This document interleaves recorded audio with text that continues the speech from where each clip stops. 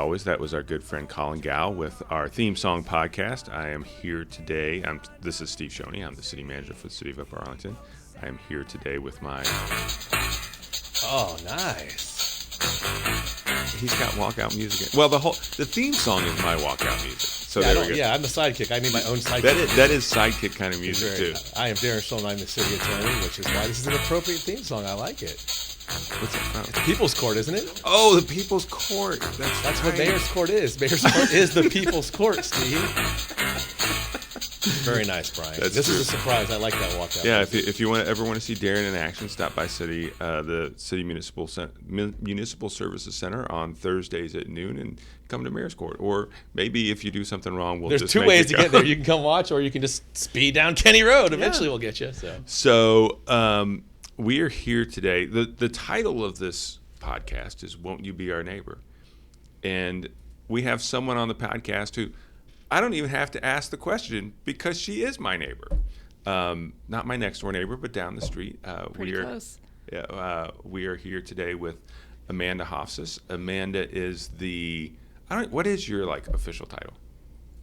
I am the Vice President of Planning, Architecture, and Real Estate at The Ohio State University. Wait, is she your actual physical neighbor at her house? Yeah. I thought you were making a meta thing that Ohio State is our our metaphor. neighbor. We're being literal. Okay, Ohio State is our neighbor, and she is your neighbor. It depends. You're 2 blocks-ish away from me on the same street. Is Steve that neighbor that everyone talks about? Oh man, this guy, he's annoying. No, I think he's just one of.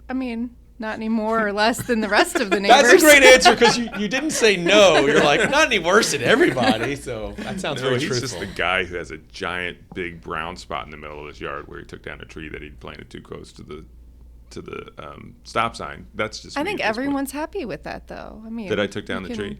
See to the right now. Yeah, it's helpful. so that was Amanda saying, yeah, it was really annoying when you had that tree that was there. It was very big. It was big. So that was one of my those new homeowners mistakes where you're like, I'm going to do some landscaping. This tree can't grow that big. There's no way this tree will grow that big. It grew that big. So this is a mistake years in the making. Yeah. Oh, yeah. I feel like I'm learning a lot. This is Confession Corner, man. Just bringing out the worst. And you're yeah, I'm a bad neighbor. I planted horrible traffic-inducing trees. And as the city manager, there is a little extra pressure to, not disrupt traffic with your tree. Yes.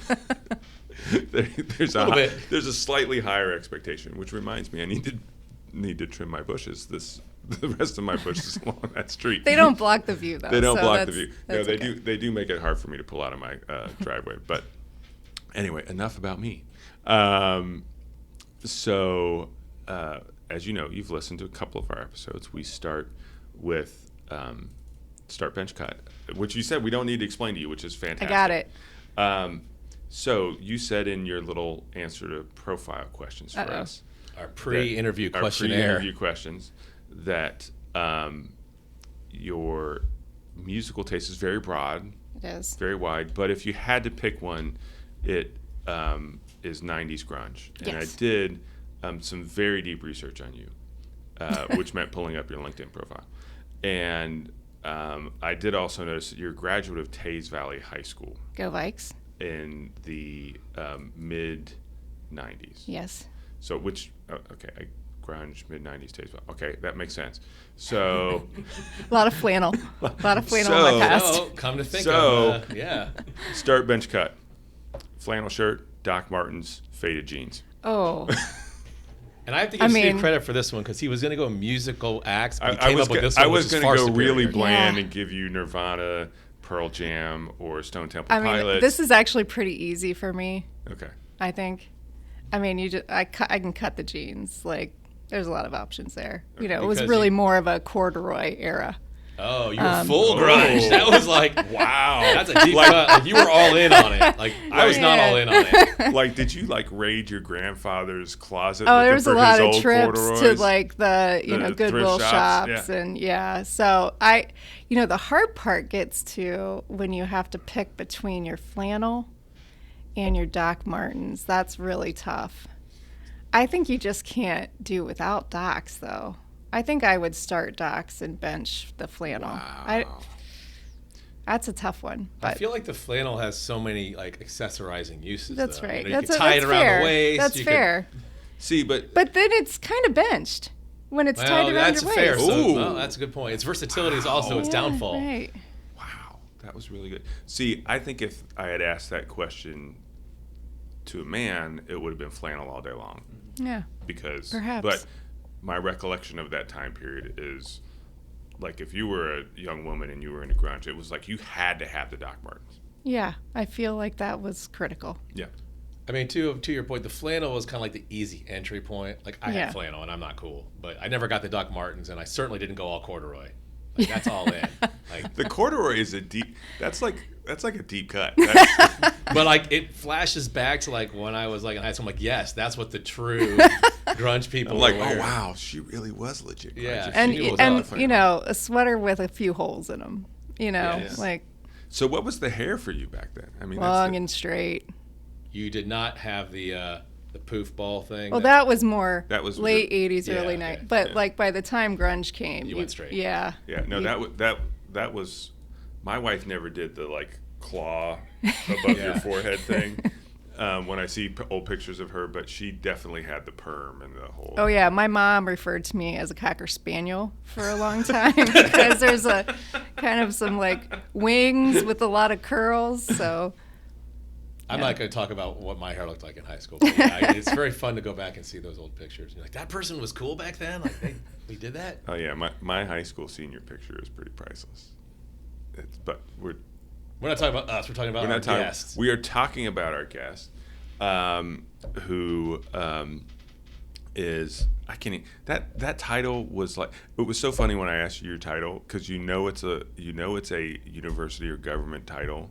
When you have to, when the person whose title it is has to sit and think about what it is. wait a second, how many words? There's Yeah. a few extra words in there sometimes. I feel like. So what is okay? So that was a whole lot of words Yeah. for. In English, what do you do? Yeah. Yeah, I mean, I think what I tell folks generally is, I'm kind of like the real estate developer for the university. I mean, we plan it, we figure out how to fund it, we buy property if that's needed, we zone if that's needed. It's all the kind of work I think that, out in the private sector the developer would do. And then we hire, we go hire other people, architects or CMs to design and build it, so that starts to move on to other people's jobs. But I don't want to step on Steve's toes, Okay. but to the extent people see cool stuff being kind of out of the ground on Yeah. our neighborhood part of Ohio State, is that your bailiwick?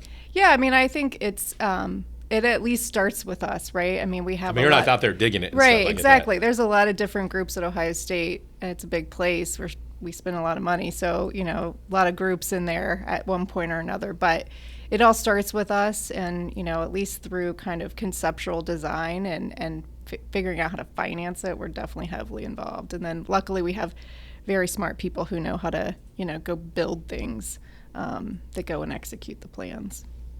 So, like right now, so just to give folks a sense of perspective, where you and I actually first started working together a lot was 15th and High. Mm-hmm. Give folks a sense of perspective in terms of that's just one project you guys are working on. Yeah, Give some statistics around that project. around 15th and High. Yeah. 15th and High is a project that's was done by Campus Partners. It's a affiliate of the university. It's a 501c3 organization, and its intention is to support university mission, but in the neighborhood in the university district adjacent to campus. And that project was really kind of a generational opportunity. The former property owners there were looking at folks who might partner with redevelopment. And so we knew there was a major change on the horizon. And so we took the opportunity, being that it was like the historic front door of Ohio State, we took the opportunity to kind of step in and work with them to, make sure that what got built there had a kind of more civic approach to it. It would have been, big student housing otherwise. Yeah. So we thought this is an opportunity. If we step in, we can take a big chunk of it, make it public space, which you see the plaza there now, and we can make it more kind of civic. And we talk about it in our planning circles. There's Mershon Auditorium and Sullivan Hall, and this is kind of completes the room, if you will. There's like a whole area there now, a district, and the plaza at the center is really active at the moment. So we have a few more sites there. I think we have 2 left. WSU was the first to come out of the ground. We have 2 office buildings and a plaza, but we have a hotel site that we're still working on. It's been a tough few years to get a hotel project going, but we're heading in that direction, hopefully sooner than later. This might be a dumb question, but is that a hotel that's going to be like run by the university, or are you partnering with like a it'll be private. We have the Blackwell already, so we have that university hotel covered. And then there's another property on High Street, a little, kind of in front of the WSU building that there's a site there that we'll move forward at some point, but it's likely the last one to go. So it could be a podcasting annex for the Won't You Be That's Our right. Neighbor podcast. That would Perhaps. be a great generator for Ohio State, I think. Dude, we got our sign now. We don't need. Yeah, we are kind of official now. We are official. I just have a little bit of Dublin envy because they've got like a legit studio. No, We have your office conference table. we have my office conference table with a sign. with a giant sign that was made in our street sign shop. Feels legit. So when it's kind of a weird spot to be like being the developer at the university. How does one end up doing that? I have no idea. It feels like just a kind of a series of random events for me. I was a rhetoric major in college. Did not see that one coming. No. What? First of all, I didn't even know that was a major. And secondly, how do you become a head planner with that? Yeah. First of all, no wonder when we would get in all those arguments when I was at the city and you were at the university and we were talking about sewer lines at 15th and High, you always out-argued me. I was very persuasive. You were right? very persuasive. Yeah, it's interesting. Maybe that's how I got here. I just persuaded everyone to trust me and give me the job. I don't know, but yeah, I think it's interesting. I had no idea that I would be interested in this field. When you're 22, I mean, I probably like a lot of people, no idea what I was really going to do with my life. Yeah, when you were wearing your grungy clothes back in high school, what did you think you were going to end up doing? I thought I was going to be a speech writer or something like that. Okay, so the rhetoric thing was, yeah, you had so some it plans. felt like It wasn't that you were going to move out to Seattle and write really angst-ridden music? no, Okay. no, not really. No, I enjoyed the angsty music for sure, but Angsty speeches. She was yeah, angsty speeches, yeah, but then it's like I don't really like politicians that much. It's an essential element of the job of writing So their speeches. I felt it became pretty complicated to think about what that life would be like when it really came to it. So Darren and I have no comment on that Yeah. statement. No, I mean, but it was the beginning of true websites and stuff. So I started tinkering with that in college, and then my first job out of college was working as a sales assistant for Channel 6 and Fox 28 because I could write. Yeah. And so I did a lot of those sales proposals, and they're like, "Hey, we heard someone say you knew how to do websites. You want to do our website?" And so I was the first ever webmaster for Channel 6, Fox 28. and being because I was webmaster used to be a big deal. Like it was on the bottom of all the pages. Like, whoa, I wonder who this webmaster I know is. it sounds. I was Yeah. so impressed with my title. I was like, "This is the most amazing job." And then it's really, not super exciting. At least in the '90s, it was like HTML. So you were doing was it Mozilla? Is that what it was? Mozilla Firefox? Yeah. She's before that. You were probably like Yeah. Netscape or something. I mean, it was early So days. did you ever, I remember this is back in the days when everybody thought it was really cool if you could have some kind of animation, preferably that involved fire on your website. How many of those, how many fireballs flying across the website Luckily, did you do? we were working for a television station who had, so they had a graphics department because Okay. they were using some graphics on TV then, Yeah. But it was just this web coding thing that was new, and I just randomly kind of knew how to do it. So, but the fun part was I remember we worked closely with the weather team at the time. Chris Bradley was part of the weather team, and he was an amazing person. And he was like, okay, Amanda, we're going to figure out how to update radar image every 3 seconds so we can say we have live radar, which... I mean, your 3-second delay, man, I don't know if that's live.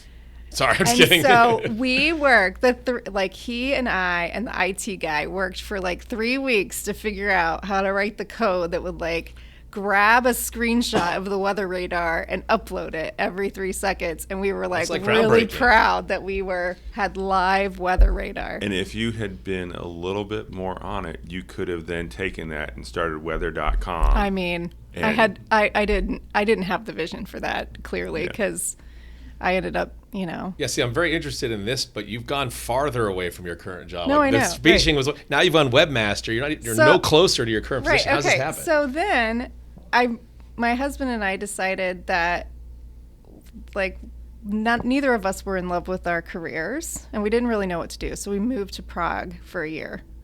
Even farther away, literally farther away from your current job. And taught English and had fun and traveled all over Europe. And then we came back a year later, and I simply just started looking for a job. And I found one at an educational facility planning firm in Dublin. And the reason they hired me was because I was a good writer and I had experience putting proposals together and that kind of thing. And I could build a website. They love the 3-second delay weather updates. Right. And so they're like, we need you to come and help us kind of modernize our deliverables. And so they were doing facility master plans for K-12 school districts all over the country. And I just fell in love with the work they were doing more than what they hired me to do. It was the actual like planning work. It was this balance between data, like the art and the science of planning, that just absolutely fascinated me. And I thought, this is the right fit for me. And it kind of has been full on from that point on ever since. It's kind of fascinating how like everything you did, which seemingly had nothing to do with your career, actually did lend into like build you who you are today. Like just kind of works out. I don't know. Cool. So, and you were able to like bully Steve with your rhetoric skills. I just love that too. It's not that hard. I'm kind of a pushover sometimes. So with all the planning work you've done at Ohio State, what's the one kind of Easter egg, hidden little thing out there that you're like, okay, that, or you don't have to give just one. What are those like little cool things that have happened around the university that you think nobody kind of appreciates? And you're like, oh man, this is a great space that nobody knows about. Nobody knows about. Well, I think some people know about them, but there are a lot of hidden gems around the university for sure. We've got some nooks and crannies. People tend to find them eventually, but Browning Amphitheater, Mirror Lake always gets the love, but Browning Amphitheater is like it's so wonderful to sit and study there. I don't know, and it has been for decades. That's not new, but we take good care of it. But it's like the quiet sister to Mirror Lake, it's, so that's a great spot. That whole, people call it I'm going to correct for the record. Okay, I need everyone to understand. There is no such thing as a South Oval. That doesn't exist. That name, I don't know where it came from. There is the Oval and there is Mirror Lake Hollow. And those are the names of those spaces. But for whatever reason, people always call the space to the south South Oval, yeah, and it drives me crazy. So does this mean you're going to make us call West Campus Carmenton? I mean, are you really going to make us do that? I'm not weighing into that one. So what people call this South Oval is really called Mirror Lake. Mirror Lake Hollow. It is, and it's it used to be a tributary, and so a lot of those trees are really old and they're beautiful. And the character is very different than the Oval for sure. But anyway, that whole area is just really wonderful. This is a serious question. Uh-huh. If I start flexing and say Mirror Lake Hollow, are people going to think I'm cool and knowledgeable, or are they going to be like, you're an idiot. You're trying to start something that's not a thing. Like, is this a real thing? No, it's a real thing. Like, if you Like, go I back, can be smart and say this yeah, is legit. this You guys is are wrong. Like I'm the right. historic name, and we're gonna resurrect it right here. I'm here with and you. I just today. don't want Thank you sending me No, out on this quest where I'm the only one and You I'm going can to be a say fool. no. I have it on. I All have right. it. Mirror Lake Hollow. Boom. So are there like OSU grads who wear scarlet and gray every day of their life that if we say this to, they're going to get really mad at us and tell us we don't know what we're doing? Probably not. I don't think that the term South Oval is like beloved. I think Okay. it's just a default. Because I can tell you right now, I went to Northwestern, and I'm going to wear my Northwestern hat at a party, and I'm going to tell people about Mirror Lake Hollow, and they're going to get mad, and I'm going to be like, I know more about Ohio State than you.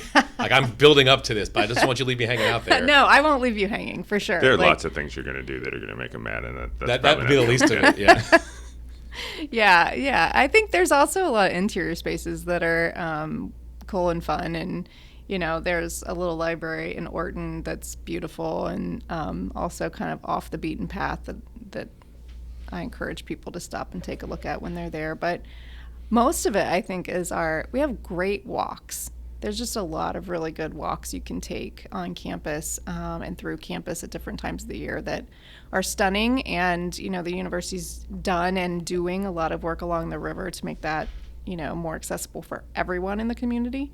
And we have a lot coming. I think, it's my pet peeve. I was just talking to the trustees in their meeting yesterday about this. Our interchanges are awful, like for 315. Yeah, they're not ideal. They're real bad, and we are gonna do something about that. Is that Steve's fault? No, this is not. This is one thing that's not my fault. No, I was going to take this to start and talk about West Campus, and I think it's a good transition. I mean, I do want you to describe in a minute kind of what is planned for West Campus. Mm-hmm. Some might want to call it Carmenton. My big worry is city manager for Upper Arlington is I think it's great. I think it's great for the university. I think it's great for Central Ohio. It does have the potential to fundamentally break the transportation system on the northwest side of Columbus. So describe what's happening on what the vision ominous. is. Yeah, it's a really cool project, but you could fundamentally destroy the transportation system. You could ruin all that is good and right in the world. Well, yeah.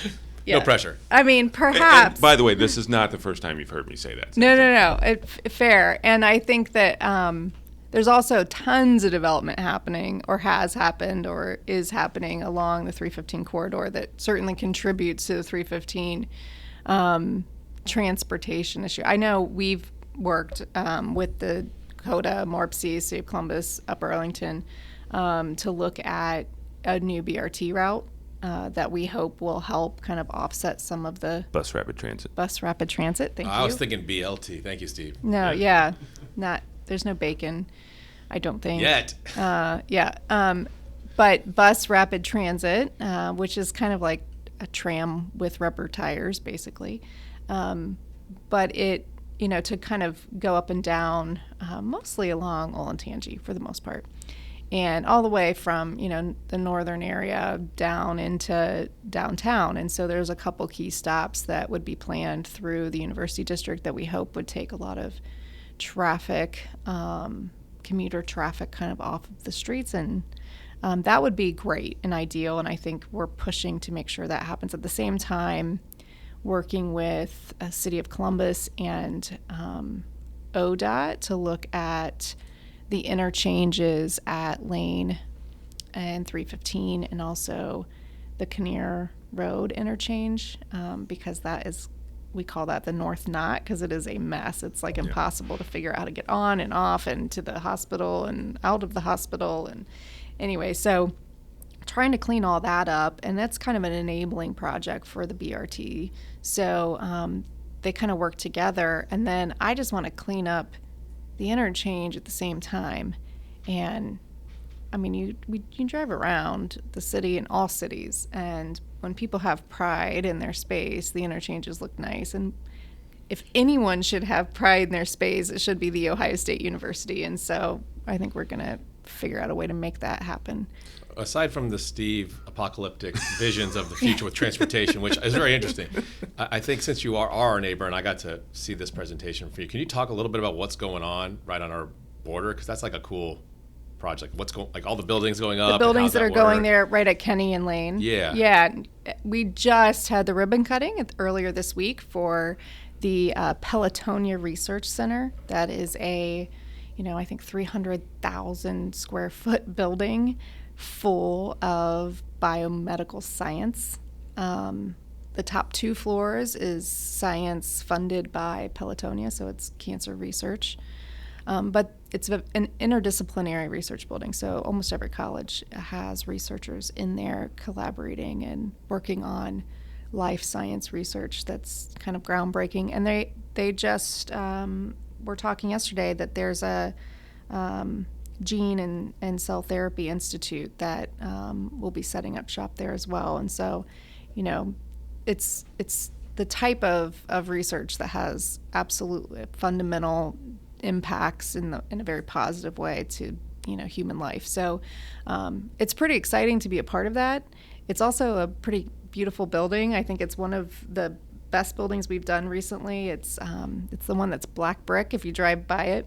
So we're going to start moving in this summer. We have 200 researchers in there plus their teams that are going to be moving into that building, which is pretty exciting, and it gives us an opportunity to continue to recruit top-notch, first-class researchers from all over the world, really, and bring that research here to Ohio State. So, and can you kind of talk bigger picture about the sort of vision or the planning that goes into that whole area? Yeah, so what we're trying to accomplish is really build out an ecosystem where we're doing kind of core science along, and that creates opportunities to commercialize. And so you take it on and you have startups, and some of them fail and some of them get really successful. And so you need cheap space in the beginning, and then, as they grow and expand, you need kind of move up space for them. And they need all of the kind of support system, the core facilities and things that they can't afford to, create. They can't each have like a $1 million microscope, right? So if you can create some of those shared cores, then you can attract them together. And then that also starts to attract the private sector research R&D that's happening, because they too want access to those cores, and they want access to the very smart talent that the university's pumping out and graduate students. And so we need space for them as well. So this is really about creating that ecosystem. And then you begin to layer on top of it, well, in order to recruit those folks to come, what are they looking for in like quality of life? And a lot of them are coming from, urban areas around the world, and they want to live, work, walkable neighborhood. So they're looking for some residential, to be embedded in it. So I think we're going to do a lot of that too. And then we want it to be inclusive. And so we're looking at, not making it this exclusive neighborhood just for the researchers, but how can you open it up and create spaces that can attract the broader community. And also we have an affordable housing component there, so that everyone has a chance to, be a part of this and take advantage of it. Is it going to be like a little town when it's done? We call it a neighborhood. Like, I mean, we're building a new neighborhood of campus, and we talk a lot about it. Like, is it more city with a university, or is it more university with a little city? And it's going to be more city. We have a campus already. This is going to feel more like a city neighborhood with campus as a predominant tenant. And it's like a big thing. How long is it till this thing would be built out? I mean, it's years, right? Years and years, right. I mean, I think the first, couple phases will probably take us 10 years, and that's really, honestly, kind of, if we're going to build it out into like a dense neighborhood, that's like the Lane Avenue frontage, right? And then it'll grow from there. What I love about what you guys have done in this is, for 40 years in economic development and in university-oriented economic development, everybody was like Research Triangle Park, Research Triangle Park, Research Triangle Park. And I think the university, somewhat on purpose, somewhat because it's a big university, took a lot of time to figure out what to do about West Campus, the Western Lands, whatever, Carmenton, whatever term you want to use for it. There were a lot of different opinions, right? Yes. Which made it hard to pick one path. But what it allowed to have happen is that the university didn't develop that for the 20th century. Mm-hmm. It didn't even develop it for the first decade of the 21st century. Right. I think you've got a plan that really speaks to going forward. And you're not doing what everybody else is suffering. We're not going to be doing what everybody else is suffering through, which is having a single-use, single-purpose thing that's disconnected from everything else. And congratulations, thank you for doing it that way. Well, I would like it. to say that we were just brilliant back, 30 years ago when we slow walked it. But, we focused on, I was, a You were student. crunching it up. Yeah. I wasn't making these decisions then. But, SciTech was an affiliate. It started a little over 30 years ago, and it's been kind of quietly building those core facilities along Kinnear without anyone noticing. There's a lot of incredible research happening on Kinnear Road that's just quietly behind old brick buildings that no one knows about. So that's really a magnet and attractor for kind of people in the know. And now it's time to kind of leverage that, I think. I think that's what we didn't do, is really leverage that. But we have the benefit from learning from the other mistakes. The research triangles, it's park-like. Everything's so spread out. Yeah. You have these kind of compounds almost that, different companies would take down space, and you have to clear their gates and drive back a drive, and you can't see the building. It's like... And now they're trying to pivot because no one wants to work there. And it's really tough to pivot in an environment like that. But what we're building, since it's kind of an urban neighborhood, it's going to be the scale of the Arena District, right? So that can pivot just like any city neighborhood can pivot. And I think it's just probably a much more logical approach to doing this. But, it's also, we've figured out how to do science in the middle of cities. They weren't doing that 30 years ago. That hadn't really been figured out yet. So we've just caught up to the ability to have a more kind of flexible, dense environment. Cool. I appreciate science because whenever someone argues with you, as a rhetoric person, you can just say, science. Yeah, right. I don't agree with you. It's science. You can't refute that, right? It's healing people. Yeah. You want us to stop? Yeah. Science. So we've talked a lot about work stuff. So you've got 3 kids. I do. It feels like more than that often. I was going to say that was your same reaction was like when I asked you your title. It's like, do I have 3? Yeah. I think it is. There's usually a lot of children at my house, and only some of them belong to me. So it's like, how many do I have? And one set of twins. Uh-huh. And are they all at Tremont? Or you have one? No, my oldest daughter is in 7th grade at Jones, at least for another week. So she'll be a rising 8th grader next year. But this is hard for me because I'm used to your kids being the little kids on the street. I know, riding their bikes and while Being you yell at super them cute to stay off your lawn. And no, I'm just Get away from that big tree I planted. No, they're growing up fast, man. And then boy girl twins at Tremont in 4th grade, finishing up 4th grade. So when you get away from the office, other than chasing the kids around, what's your thing?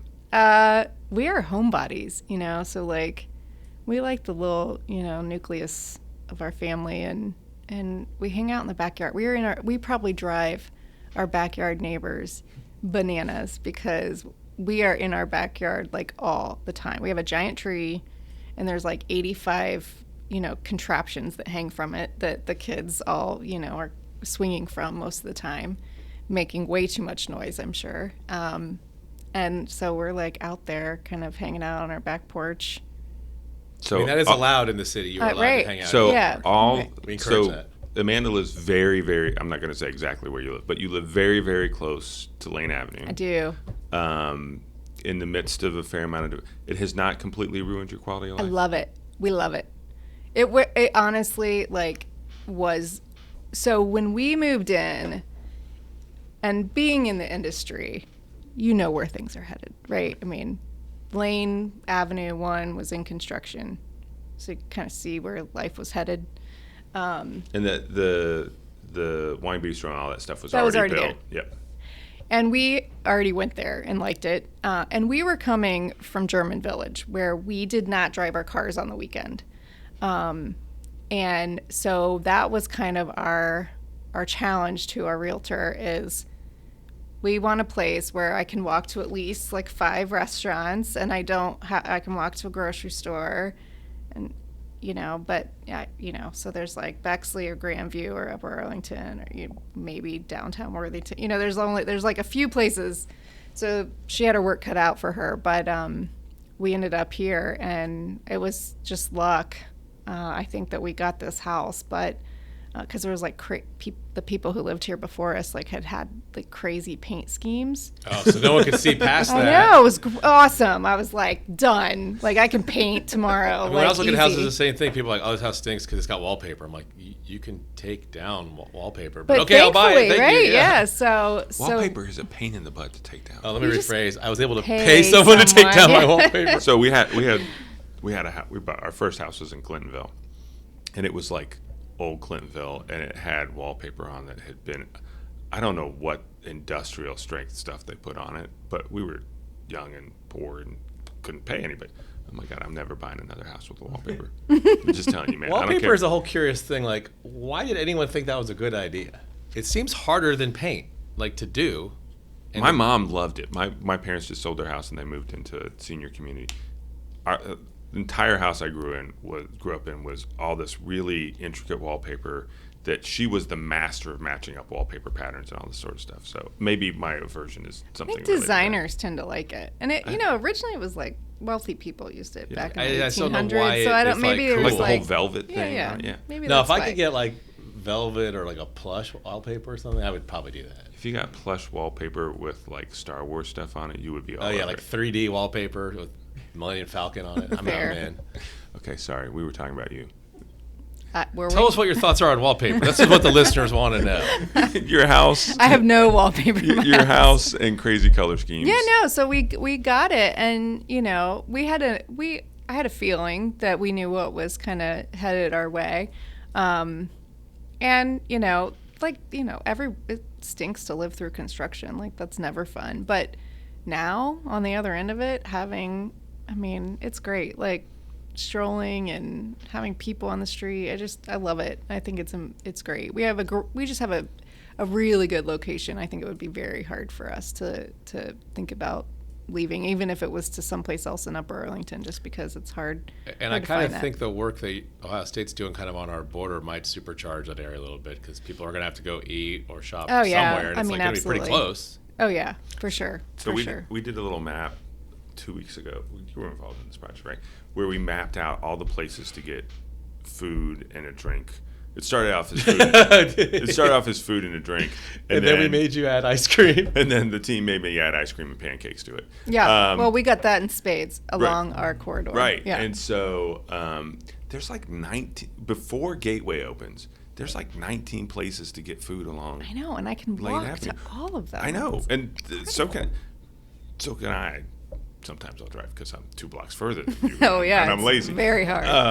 2 whole blocks. 2 whole blocks, but it's fantastic. Yeah, it's absolutely fantastic. I mean, like the selfish part of me is like, okay, we got to make sure we're adding a few, retail spots in West Campus too, because like this could make my wait time at some of these restaurants slightly longer. So true. We need to make sure I'm going to be constantly balancing that just to make sure that my wait time doesn't increase too much and along Lane Steve Avenue. was concerned about you breaking the entire transportation system of the region, but now you're concerned about breaking the restaurant wait system. Yeah, no way. Yeah. Like we gotta be able to get in. I mean, right now it's already like you got to be there by 6 if you don't have a reservation. Yeah. So no, and we're facing the same. Holly and I are facing the same question. Clearly, from my comments earlier, you can tell I'm not a big fan of yard work, and we've got a corner lot on a busy spot, and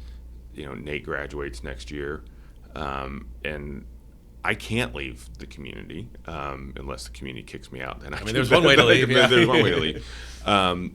But Holly and I talk about it, and it's like that location. If you're within 2 blocks of Lane Avenue, it's really pretty sweet right Yeah, now. really pretty sweet. That's right. But we will. I mean, we're not blind, and the development on West Campus will not, it will not be successful if we break Lane Avenue, right? Like that'll create it. It'll be a problem to itself. Right. And so we're actively working on that, and we think that helping to fix the North Knot and getting a better interchange there will help. Won't force everyone to try to feed through that lane 315 interchange. It'll give them a southern option as well, which will be, nice for UA too. Being able to take Waltham straight down Kinnear to an interchange that goes in all four directions. That's pretty good to be able to get off and on at 315 right there in one place. So I think we have some ideas on how we can take advantage of some of these interchanges that have more capacity than the Lane Avenue does. And I do think fixing the North Knot, which for us would be south, right. It is key. And Right. I think you guys have some good plans for that. You've been working on that for years. Yeah. All right.